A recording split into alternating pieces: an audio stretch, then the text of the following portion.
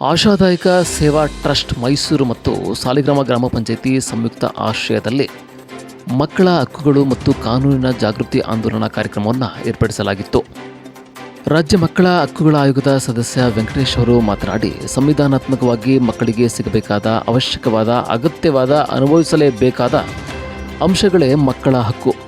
1989 November 20ರಂದು ವಿಶ್ವಸಂಸ್ಥೆ ಅಂಗೀಕಾರ ಮಾಡಿ ಅನುಷ್ಠಾನಕ್ಕೆ ತಂದಂತೆ ಮಕ್ಕಳ ಹಕ್ಕುಗಳ ಒಡಂಬಡಿಕೆ ಭಾರತ 1992 ಡಿಸೆಂಬರ್ 11ರಂದು ಸಹಿ ಮಾಡಿ 18 ವರ್ಷದೊಳಗಿನವರೆಲ್ಲ ಮಗು ಅಥವಾ ಮಕ್ಕಳು ಎಂದು ಒಪ್ಪಿಕೊಂಡಿದೆ. ಈ ಒಡಂಬಡಿಕೆಗೆ ಜಗತ್ತಿನ 196 ರಾಷ್ಟ್ರಗಳು ಈಗಾಗಲೇ ಸಹಿ ಮಾಡಿ ಅನುಷ್ಠಾನಕ್ಕೆ ತರುತ್ತಿವೆ ಎಂದರು. ಅಷ್ಟೇ ಅಲ್ಲದೆ ಕಾರ್ಯಕ್ರಮದಲ್ಲಿ ಭಾಗವಹಿಸಿದ್ದ ಶಿಕ್ಷಕಿಯರು, ಜನಪ್ರತಿನಿಧಿಗಳು, ಆಶಾ ಕಾರ್ಯಕರ್ತರಿಗೆ ಮಕ್ಕಳಿಗೆ ಸಿಗಬೇಕಾದ ಸೌಲಭ್ಯಗಳ ಬಗ್ಗೆ ಅರಿವು ಮೂಡಿಸಲಾಯಿತು. ಮಕ್ಕಳ ಗ್ರಾಮಸಭೆ ಆಗಬೇಕು, ಬಾಲ್ಯ ವಿವಾಹ, ಬಾಲಕಾರ್ಮಿಕರಾಗುವುದನ್ನು ತಪ್ಪಿಸಬೇಕು. ಪಂಚಾಯಿತಿಯಲ್ಲಿ ಮಕ್ಕಳಿಗೆ ಇರುವ 5% ಹಣದಲ್ಲಿ ಮಕ್ಕಳಿಗೆ ಶಾಲೆಗಳಿಗೆ ಸೊಳ್ಳೆ ಪರದೆ ನೀಡುವಂತೆ ತಿಳಿಸಿದರು.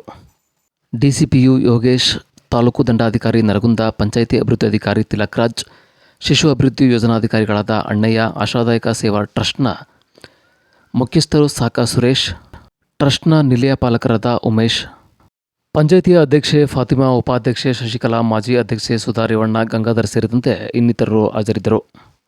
ಆರ್ಜೆ ನ್ಯೂಸ್ ಜೊತೆ ಬಸವರಾಜು, ಸಾಲಿಗ್ರಾಮ.